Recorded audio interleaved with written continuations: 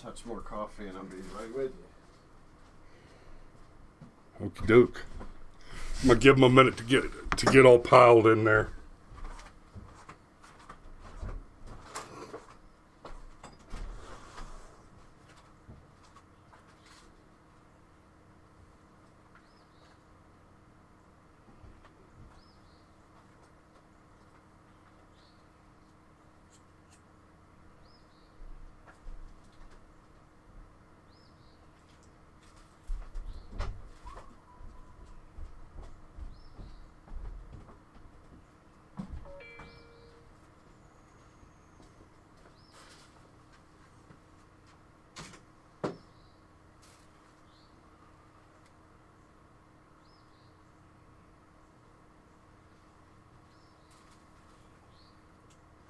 I don't have to rush out this morning, but I will be leaving.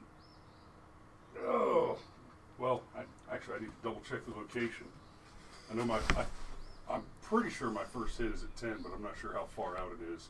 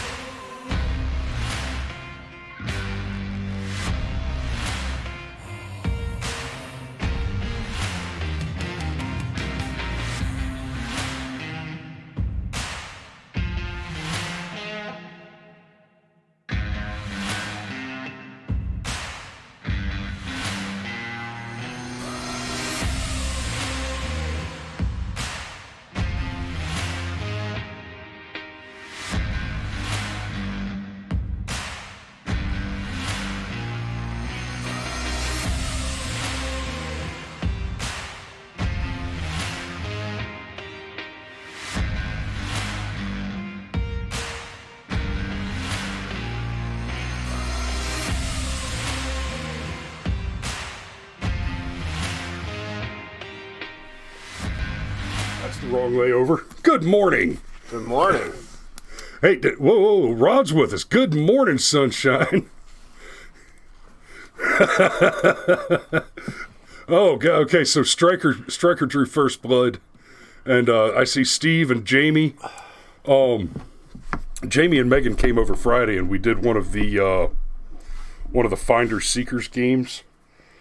It's kind of a silly puzzle game, but we had a lot of fun with it. And boy, they basically expect you to be a professional crypto analyst to do those things. Good news! But we had a good time with that. I see Krista and Alex and Sean and Megan are with us, and Rod. Good morning, sunshine. Good to see you joining us again. I've been talking to Rod a couple times recently, and boy, is he on the move. Well, I mean, it's hard to be a trucker and be stationary. Yeah. So, this morning, what are we talking about? I'm going to give you just a little bit of background. Oh, Darlene's watching too. Cool. Good Lord, I haven't talked to you in... The last time I saw Darlene was at a birthday party at the Wilbanks house, and that was probably 4 years ago. Oh, you got me beat. I haven't seen Darlene in like 15 years. And I mean, that was the first time I had seen her in probably 15, if not more. But good to have you watching this morning. So I'm going to throw you a little bit of background before we get into this article. As most, if not all of you know, Russia has invaded the Ukraine. Is that what happened? I'm sorry. And as anybody with a modicum of political savvy and understanding, even the slightest ability to understand the analytics from the data that we have, the invasion of Ukraine. Now, in fairness, this is a thing which Vladimir Putin did, right? Ultimately, the fault here lies with Vladimir Putin. However, it was his war of choice. The news media keeps telling me. His war of choice. Yes. This is the war that he chose to postpone until after the presidency of Donald Trump. A statement which I make advisedly, since he invaded Belarus under Bush, Crimea under Obama, and then he was like, whoa, no. I thought it was Georgia. I'm not messing with the God Emperor. I thought it was Georgia that he invaded. Oh, yeah, also Georgia. Oh, that's right. I almost forgot about Georgia. Right. Because we don't see a lot of Russians here. Not Georgia, but... Right, the other one. Georgia. Yeah, the Georgia that has less Scots in it. Right. Well, especially now. Yeah, no shit. So... Oh, dark humor is like food. Yeah, dark humor is like food. Not everybody gets it. So, to a great extent, though, the invasion of the Ukraine by Russia, the fault of that, to a great extent, does lie at the feet of Joe Biden, and more importantly, for the average American citizen to understand is this: at the feet of every voter who voted for the Biden administration. And not to put too fine a point on it, Joe Biden ran on a platform which included the promise that he would pick a black woman for his vice president and appoint the first black female Supreme Court justice. He said in no uncertain terms that those two qualifiers would be paramount in the selection of those two important positions. Did he just assume their genders? So, yes. So let me be very, very clear on this. If you voted for Joe Biden, that was the majority of his platform. You are the racist that you see everywhere you look. Now, the other major thing that he ran on was shutting down oil production. We have purchased over 500 million barrels of oil from Russia since the coronation of former Vice President Joseph Robinette Biden. And we have done that because among Biden's very first actions assuming the office, in what can only be called a military coup, based on the amount of National Guard deployed to Washington, D.C. for the event, was to shut down American oil production. The Keystone pipeline alone was set to deliver more oil than we have purchased from Russia since the inauguration of former Vice President Joe Biden. Now, that said, one of the rebuttals is always, oh, the pipeline wasn't even finished. You're right. Much like the wall, whose construction we're still funding despite its stagnation in advancement, the pipeline was unfinished, and what he shut down was the completion of said pipeline. Despite the massive expenditure of taxpayer money on that pipeline, he just said, you know what? Screw this. You were building a house and you walked away from it. You don't get to cry to me about the resources that you wasted on that house. Okay? So, Biden shut down American oil production and caused our gas prices to absolutely explode. Within just a few months, of this clearly intentional maladministration, gas prices in this country had already doubled. And we're pushing past that now. Oh yeah, I think I heard on the news yesterday, like even mainstream press was. I bet I could even remember the exact number. I'm pretty sure I heard on WSB a year ago today, so yesterday, national average for gas was 204, and now national average for gas is 349. Right. So that's even according to like the mainstream media, gas has almost doubled in the past year. Mm-hmm. Yeah, and if there's anything, we talked about this before, and it's pretty crystal clear now. If there's anything that caused this situation to happen in Ukraine, it's shutting down that pipeline.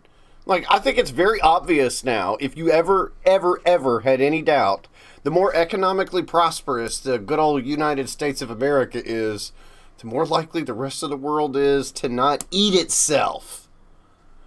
Like, it's just a fact. And Steve points this out. This was my next point that I was about to get to. Yes, more importantly, Biden shut down the issuance of permitting for drilling on federal land. And that did have a more immediate impact than the pipeline. And I hit the pipeline first because that point leads into this. So what has happened now? Biden halts oil gas leases as gas prices skyrocket at home. This article is from the 24th. What's that? That's Friday. Yeah, right? Just a few days ago. As gas prices skyrocket, this article is from the Daily Wire. And I started with a right-wing source first on purpose because I also have one up here from ABC because it makes his excuses. And we're going to look at those. As gas prices skyrocket, the Biden administration announced this week that they're indefinitely delaying new oil and gas drilling on federal land and other energy-related actions, following a federal court ruling that blocks the administration from using their steep social cost of carbon estimate. U.S. District Judge James Kane of the Western District of Louisiana blocked federal agencies from using an estimate known as the social cost of carbon to assess pollution from carbon emissions by energy production and other industrial sources, MarketWatch explained. The decision blocked the Biden administration from using a higher estimate for the damage that each additional ton of greenhouse gas pollution causes society. This idea, the social cost of carbon. Yeah, I was about to say those are some words. Those are some words. And that's one of those what Clinton would have called fuzzy math things, where you just make up a number out of thin air. It's like, well, we did the science and we did the math, and according to the science and the math, stuff's just not that bad. So we're going to make up a new number that's way worse. Because let's not forget, all the science on climate change is deeply suspect because it's all based on these computer models, which we know from the forensic evidence, leaked emails, communications between colleagues, was absolutely falsified data. Flawed. No. Flawed. No. Come on, man. Every now and then you can falsified. let me have some sarcasm or whatever. Like flawed. Give a bit of flawed. Okay. Like giant flaws. The flaw was people lied rather than were mistaken. And that's an important distinction to make. It's one thing to say that Joe Biden is stupid and bad at what he does. This right here, Joe, you have a year of evidence, a year of concrete data that shows you what the consequences of your energy policy maladministration is. It's the increased cost of gas, the subsequent increased cost of living for every American citizen, the related inflation of the U.S. dollar, the deflation of its buying power valuation, and the invasion of the Ukraine by Russia. These are the clear consequences with a year of strong data to support this. And your decision, given that data, is to do it again. Now, what's funny about this is, while it's obvious, Hamlin's razor tells us that you cannot attribute to malice that which can be explained by incompetence. I believe that's true. you cannot attribute to malice that which can be explained by incompetence. But when incompetence is provably and obviously not the cause, then malice is the alternative. Malice is the only other possibility. When Barack Obama pushed for socialized medicine, and all the predictions, all the intelligent models said, no, this is a bad idea, it will cause these cost increases, et cetera, et cetera, et cetera. And then the result was all of those things. It would be unreasonable to suspect that those outcomes were not the intended outcomes, right? And that's without even going to Chunky Nuts, what's his face, the pickle boy, Gruber, who just said it, just said it outright. The point to Obamacare was to fail so that we could force our way into a total one-payer system. Yeah, it was the stepping stone. Right. We know now that without even having to consider the evidence, we have the testimony of the architect to say the intent was to cause this harm in order to force the American people to take on a one-payer system. Yeah, that video was like so illustrative. Like, he's got the basic outline for the plan on the chalkboard behind him. And said, well, where's your single payer? And he's like, it's right there. Just takes a couple of steps. Like, oh, okay, we're going to say the quiet part out loud. And you know what's funny is in the article that you had pulled up there that Biden on his first day of office restored the climate cost estimate to about $51 per ton of carbon dioxide after President Trump had reduced the figure to $7 or less per ton. That all by itself should tell you there's something wrong with how you calculate these metrics, okay? A swing of several 100% might tell you that... what's the computer programmers say? You know, bad data in, bad data out. Same principle here. But hey, you know what? No problem. If it's $51 a ton, just lock the oil companies down and print more money. Yeah, that'll work. And just one other thing, I've been dying to ask this, and because obviously I had problems calling into the show. How pissed are you if you're Ukraine? Like, you know, you bend over backwards to get inside Joe Biden's pocket, right? Does Hunter Biden have an engineering degree? No. Does he know anything about energy? No. Does he speak Russian? No. Does he speak Ukrainian? Right. No. He did all that work to get in his back pocket, and he just keeps shitting his pants. And then... What's happening? What's happening?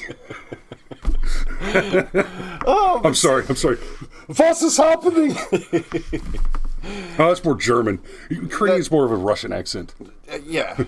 So, but how seriously? How pissed are you? Like, we fired the prosecutor and everything. Like, they did too. It's like, man, that $1 billion was worth it, huh, guys? Huh? Stryker. Biden, Pelosi, Obama, and Hillary walk into a bar. The bar closes and catches on fire. No punchline, just daydreaming. Thank you for that one, Stryker. So, this is so much our fault, though. Like, that's the other thing I've been dying to jump in here and say. Like, okay, for not doing more to protest the outcome. Well, no, we needed a hashtag, Save Our Ukraine. Right? Yeah. Oh my God. No, but for real, everything about the way this situation happened was eminently predictable. Okay, and we go all the way back to Obama. Okay, so the thing you got to understand is, not only were this back and forth that's very confusing. Maybe Ukraine was going to be a NATO country, maybe not. It's actually not that simple. But one of the things that was talked about was if Ukraine was a NATO country, we were going to put defensive missiles in Ukraine. And God, I laughed. Defensive missiles. I mean, sure, like, my shotgun is a defensive shotgun. It doesn't by offensively throwing 12-gauge pellets down the range, but it's a defensive shotgun. But whatever. But we actually... these are defensive weapons. Right, but we actually had missile defense systems in Eastern Europe that Obama removed. Yeah, remember? And now we're going to just put missile defense systems back into Eastern Europe. okay, why did we ever take him out in the first place? And look, let's not forget, I think it was in like 94. Like, Ukraine was like one of the top 5 countries in the entire world for nuclear stockpile. And they gave it all up. Yep. Because in case this very thing ever happened, we'd sail in and defend them. And not just us, but like the rest of Europe would. Well, and look, hold on. Okay, so we go all that, now we're back, and we can't even decide which promise we're going to renege on. Okay? Like, it is that confusing if you go back and you look at the past 30 years of history for this country. And then, what does Joe Biden do? Do you remember when he was like, there's no way we'd ever get into a shooting war with Russia? That is probably the biggest difference between him and Donald Trump. You and I have worked commission sales. You understand, you don't ever take something off the table. Right. Ever. As soon as he said, we're never going to get into a shooting war with Russia, it was like, we're totally going to get into a shooting war with Russia. Well, no, I had that thought. No, in fairness, they're not likely to come here as long as we don't repeal the Second Amendment. Yeah. Highlands Husky says mostly peaceful nukes. That's funny. But look. Go ahead. But the point is, we've done everything in this situation wrong, both over the decades, over the months, and then over the past few days. Like, as soon as Biden showed weakness, like, he had no problem insulting Putin and everything else, and, bad Russia right. With your war of choice, bad Putin. But we're totally not going to place troops inside the Ukraine, and we're totally not going to shoot back. Like, we'll airdrop them supplies because you guys are the bad guys. So, what? We're going to insult Putin. We're going to basically say, I dare you, but if you do hit me, I'm not going to hit you back. Is anybody actually surprised that Putin did? And I'm not saying Putin is the good guy. I'm just saying we might not be the good guys either. There might not be any good guys in this situation. Well, no, there are no good guys in this situation. You idiots elected Joe Biden. And speaking of Biden, back to Biden for a minute. What order do I want to do this? I'm going to read this first, and then I'm going to refresh your memories. So, we got through the change in the number here. Wyoming Senator John Barrasso slammed the Biden administration for continuing to defy the courts and the law by halting oil drilling on public lands. Even in the face of a global energy crisis, historic inflation, and skyrocketing gasoline prices, the Biden administration continues to crush U.S. energy production, Barrasso blasted Biden. So, something to note here.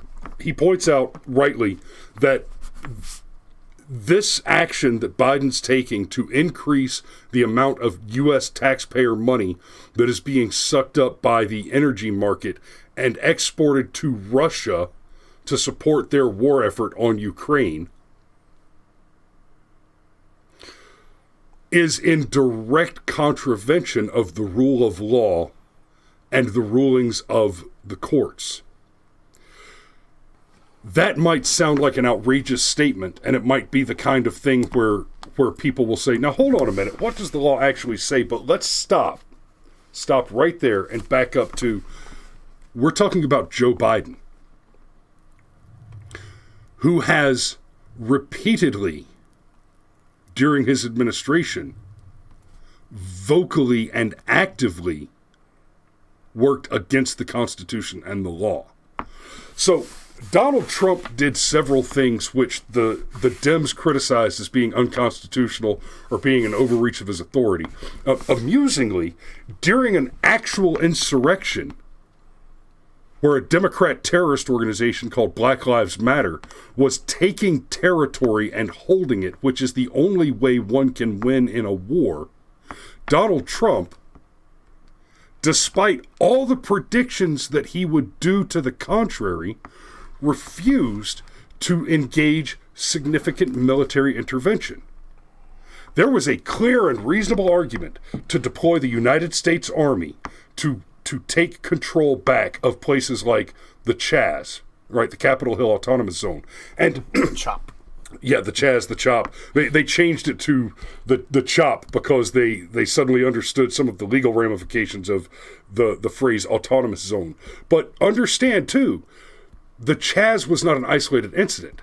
It was the one that got the most press, but there were autonomous zones that popped up all over the country, and Trump would have been absolutely within his authority to deploy the army to deal with that, and he didn't. And part of why he didn't do that is because of the political optics, right? But he was criticized with the argument that certain things that he did were not constitutionally within his authority. And I'll even go so far as to include some of us on the right criticized him for taking unconstitutional actions with things like the bump stock, right? I don't think he had the constitutional authority to take that action, to take that particular action. But Trump took actions which, at least visibly and publicly, he believed to be within the scope of his authority. Joe Biden, however, we can just go back to last summer. And I mean, he's only been the president for a little over a year now, or is it right at a year now? A little more than a year. A little more than a year now. We're about to have a State of the Union. But we can only go back, State of the Union tomorrow, which is going to end up being our topic Wednesday morning. But middle of the year last year, he comes in and reissues new mortgage moratoriums, rent moratoriums, right? As the courts struck down the existing CDC implemented mortgage moratoriums, rent moratoriums, Biden comes out and not only does he say, I'm going to do this thing, but he states in no uncertain terms, I understand that this is illegal, do it anyway, that this is unconstitutional, and that I do not have the authority to do this, and that the courts will strike this down, and it will go away. But the courts are slow, so we're going to take advantage of their sloth, of their inability to act immediately. We're going to take advantage of that and put this illegal, unconstitutional action, which I know, understand, and acknowledge publicly, and your ass is on tape saying it, is an unconstitutional overreach of government authority to steal money from homeowners. Right? So we're not talking about a person who, at worst, has done things that were beyond the scope of his authority in good faith that he believed they were within the scope of his authority, but believed it incorrectly. Right? That may have been the case with some of the arguments made about things that Trump did, but Trump never came out and said, you know what? Fuck your laws. I'm just going to do what I want. Biden has done it repeatedly and is doing it again, and this time in a move that is clearly designed to cause you harm. So, and Rod just said impeachable. That's an interesting thing about some of the things that Biden has done. In theory, you cannot impeach a president for maladministration. You can't just throw him out because he's bad at his job. In theory. Under the Constitution, you're supposed to have high crimes or misdemeanors. Now, we've got demonstrably, through the Trump administration, 2 separate impeachments, both of which were obviously fabricated to create the illusion of high crimes and misdemeanors. We've talked about this several times on the show before. The first one, the question of collusion, right? Collusion. That word is incredibly important. They kept saying collusion. Now, there is a crime on the books which has a definition that is very similar to what they were accusing Trump of using the word collusion. And that crime is conspiracy to defraud the American people. But they refused to use the language of the law because they knew damn well there are legal repercussions for actually accusing somebody of a crime when no crime has been committed. A false accusation of criminal activity, especially one made in provable bad faith, like the accusations against Trump for the first impeachment, is itself a crime. So they kept using that word collusion. And what the Democrats demonstrated, and let's not forget, in the Ukraine situation, they accused Donald Trump of something of which they had no evidence, the tit for tat, right? Which Biden himself had done and bragged about on camera, Right, we've got the evidence that Biden committed the crime for which Trump was impeached, and bragged about committing the crime for which Trump was impeached. Son of a bitch, that prosecutor was fired. Yep. But both of those were clearly fabricated, and we know now, we do have the evidence now from the Durham situation, the Durham report, that Hillary Clinton directly funded and interfered and made these things happen and was involved in conducting a spying campaign, not unlike the spying campaign against a sitting president and candidate that was conducted by the Democrat National Committee, which led to the Nixon impeachment, by the way. But we have learned, in no uncertain terms, that the process of impeachment is purely a political tool. And while in theory under the Constitution you can't throw a president out just because you don't like him or just because he's bad at his job, that would be maladministration, the Democrats are not above lying about the existence of a crime in order to get rid of a president. Now we have a president who has admitted on camera that he intends to commit a high crime, that is, violating the Constitution, to take an executive overreach of authority to cause, with the clear result that it will cause direct, demonstrable harm to American citizens, and that no reasonable person can suggest that that is not the clear intent of the action. And yes, there's enough ambiguity in that statement that I could be talking about the rent moratorium or this newest shutdown of oil leasing.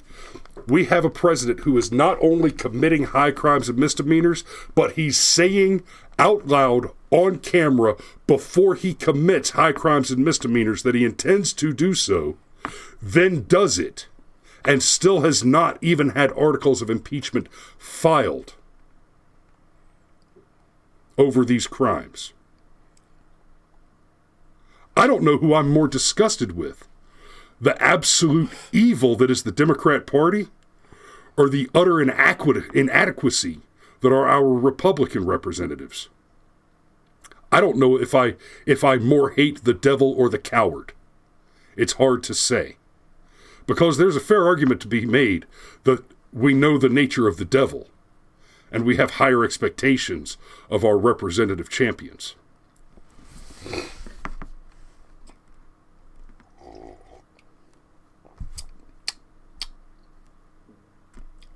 Any thoughts? Yeah, it's after 8 o'clock. It is. All right, y'all. I think that was a pretty solid run. Good show. Thanks for tuning in, and we love you, and we will see you tomorrow.